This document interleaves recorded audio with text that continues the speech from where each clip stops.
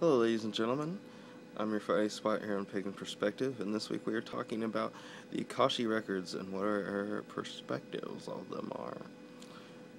Whenever I first heard the Akashi records, I was about, I don't know, maybe 17, and I was 17 or 18, I think so, yeah, that's not important. Anyway, whenever I first heard this, I was in a thing that was called a fire circle, and it was basically a bunch of Native Americans that would get together. Hold on, something's playing and it's making noise. A bunch of Native Americans that would get together and they would do a bonfire and have like ritual and ceremony and tell stories and just meet and greet and all that fun stuff. And so anyway, one night they were talking about metaphysical things and the term Akashi records came up. And I had never heard the term, so I was like, what are you talking about? And one of the shaman ladies there had told me what the Akashi records were and a little bit about them.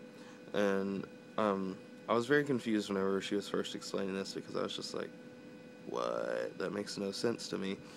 My view on magic and the metaphysical and spiritual realm is slightly more leaning towards agnostic point of view when it comes to I guess spiritual fleets being achieved, such as having a spiritual book that multiple people can read and read similar things or the same thing. Although the way she described the Akashi records to me, she said that it was a book about yourself, but I've heard other people tell me that this book is just like a book about all the knowledge in the universe, including yourself, and multiple different things. Now, the idea of a book existing on the spiritual realm is not something that's new. This is something that, the Akashi records, I'm not sure how old they are. I'm sure they're much older. The idea of the Akashi records is probably older than the idea of the Necronomicon, although I'm not sure who freaking knows unless you Google that, which I'm sure some of you out there who are commenting do know that.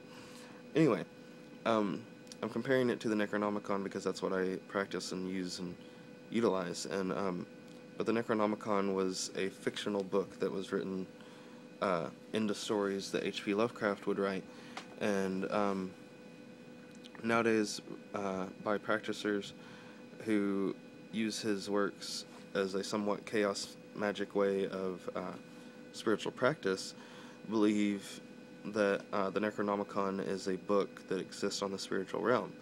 And now, a book existing on the spiritual realm for some people would mean I can go to this place in the spiritual realm and read this book and read the same passages that you read. For other people, like me, the idea of a spiritual book, I don't know, I just really do not see that happening. I don't see two people going to read a spiritual book and coming back with the same message. And as to why that is, who's to say? But I would assume, of course, that it's just because it's our own personal perspective on things, and it's just, made up. Like, it's a visualization tool. It's something that we're using, creating in our heads. And, I don't know, to me, it's really just a visualization tool. And that's really the majority of what I know about the Akashi records, is that it's a book that is supposed to be about you or possibly the rest of the universe. A lot like the Necronomicon legends that have been associated with the Necronomicon with practicing people and who practice that belief. And the idea of a spiritual book, I like it. I like the idea of a book because, I don't know, I guess just old habits die hard. Flipping through books is something that we humans are very used to, and so I think the idea of a spiritual book would be better than us going to the spiritual realm and just sitting and trying to observe the knowledge and absorb it through osmosis. which could be a possible visualization as well. But I think the whole connecting it to something that we tie in the real world, like a book, is what helps a lot of people dive into themselves or achieve divinatory means by using a visualization of a book in a meditation. But anyway, sorry, I'm rambling now. Yeah, I'm gonna stop talking. But yeah, thanks for listening to me ramble about nonsense. I guess that's all I have to say. Goodbye.